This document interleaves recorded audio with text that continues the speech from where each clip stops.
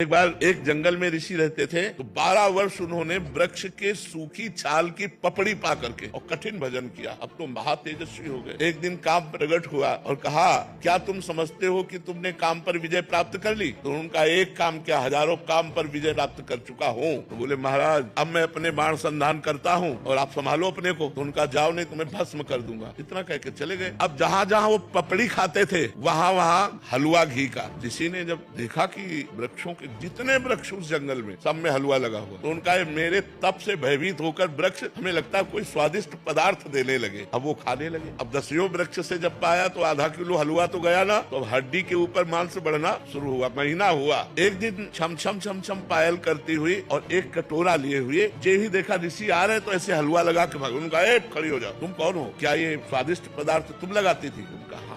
तो भाग क्यों रहे हो? मैं आपके तप से भयभीत हूँ। बोले, नहीं नहीं नहीं, महीनों से इतना स्वादिष्ट पदार्थ पवा रहे, क्योंकि पहले अन्न जाएगा तो बुद्धि बदलेगी ला। तुम इतना स्वादिष्ट पदार्थ पवा रहे, तुम भयभीत क्यों हो रही हो? तुम बोले, महाराज वृक्ष में चुपचाप इसलिए लगा जाती थी कि आपकी सेवा बन जाए। मैं आपकी सेवा करना चाहती हूँ। बोले, लाओ कटोरा। वृक्ष में लगाने की जरूरत नहीं है। अब रोज कटोरा लेके तुम ले आ जाना, मैं इस कुटिया में रहता हूँ, कटोरा लेके आ जाना। काम ने चैलेंज किया था, मैं अपना बाण संधान कर रहा हूँ, तुम सावधान। फिर एक दिन पूछा, तुम इस जंगल में क्यों रहती हो? उनका, मेरी माँ तपस्विनी है तो मैं अपनी माँ के साथ रहती हूँ। तो आखिरकार तुम्हें ब्याह तो करना ही पड़ेगा। ये तो माँ का विषय है, मेरा विषय तो है नहीं, ये तो माँ जाने। तो बोले, माँ से बात करके आप कल आना। बोले, अवश्य। दूसरे दिन पधारी। महाराज मैं निराश हूँ, ब्याह नहीं हो सकता। बोले, क्यों? निराशा क्यों? बोले, माँ ने एक शर्त रखी है कि अपना मुंह काला करके मुझे पीठ में बैठाल कर और अपनी कुटिया से और मेरी माँ की कुटिया तक आपको घुटनों के बल चलना पड़ेगा, मैं आपके पीठ में, और ऐसा मैं आपसे करवाना नहीं चाहती। उनका, अगर संध्या काल में ये काम हो जाए तो? बोले, वो काल कोई भी हो, लेकिन आपको ये करना पड़ेगा अगर ब्याह करना है। महाराज राजी हो गए। मुंह काला किया, पीठ पे बैठाला, घुटने के बल चले। जब वहाँ पहुंचे तो काम खड़ा था। उसने कहा, ये मेरी रची हुई माया है, मैं ही हूँ इसका स्वामी। बोल, तेरी तपस्या कहाँ गई? ये कहो कि मैं तेरी तपस्या नष्ट नहीं की, केवल केवल दिखाया है तुझे